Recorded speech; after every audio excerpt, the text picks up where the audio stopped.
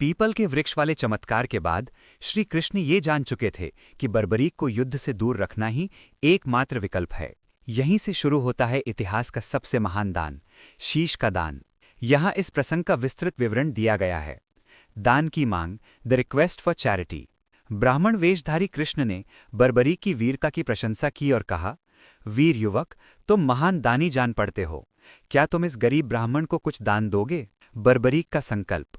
बर्बरीक ने बिना सोचे समझे कह दिया, हे ब्राह्मण देव, आप जो मांगेंगे मैं वही अर्पण करूंगा।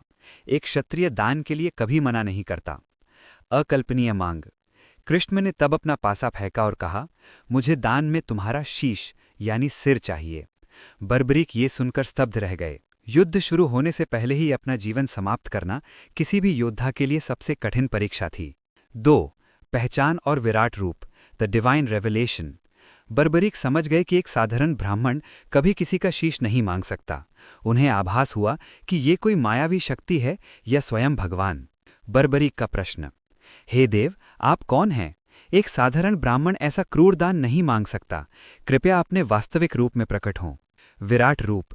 श्री कृष्ण ने अपना ब्राह्मण वेश त्याग दिया और अपने चतुर्भुज रूप यानी विष्णु रूप में प्रकट हुए।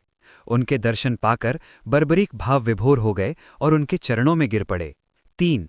श्री कृष्ण का तर्क, the logic behind the sacrifice. Barbarik ने पूछा कि प्रभु ने उनका शीश ही क्यों मांगा। तब कृष्ण ने 2 मुख्य कारण बताए। धर्म की रक्षा। बर्बरीक, तुम्हारी हारे का सहारा बनने की प्रतिज्ञा धर्म स्थापना में बाधक बनेगी। तुम बार बार पक्ष बदलोगे जिससे अधर्म का अंत कभी नहीं होगा। रणभूमि की बलि। इस धर्म युद्ध की सफलता के लिए रणभूमि की पूजा हेतु ब्रह्मांड के सर्वश्रेष्ठ क्षत्रिय के बलिदान की आवश्यकता है। वर्तमान में तुमसे श्रेष्ठ और तेजस्वी क्षत्रिय कोई नहीं है, इसलिए ये बलिदान अनिवार्य है। 4. बर्बरीक की अंतिम इच्छा, द लास्ट विश। बर्बरीक ने हंसते हुए अपने प्रभु की आज्ञा स्वीकार की, लेकिन उन्होंने एक शर्त रखी। प्रभु, मैं अपना शीश देने को तैयार हूं। ये मेरे लिए गर्व की बात है कि मेरा शीश आपके काम आएगा। लेकिन मेरी बचपन से इच्छा थी कि मैं अपनी आंखों से ये महाभारत का महायुद्ध देखूं। कृपया मुझे ये युद्ध देखने की शक्ति दें। श्री कृष्ण ने उनकी इच्छा स्वीकार की और उन्हें दिव्य दृष्टि प्रदान की ताकि कटा हुआ शीश भी सब कुछ देख सके। महान बलिदान, द मोमेंट ऑफ सैक्रिफाइस।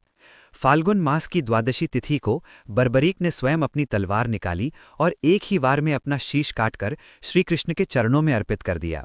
ये दृश्य देखकर आकाश से देवताओं ने पुष्प वर्षा की। शीश की स्थापना, establishment of the head. Shri Krishna ने उस कटे हुए शीश को अपने हाथों में उठाया और उसे अमृत से सींचा ताकि वो युद्ध के अंत तक जीवित और चैतन्य रहे।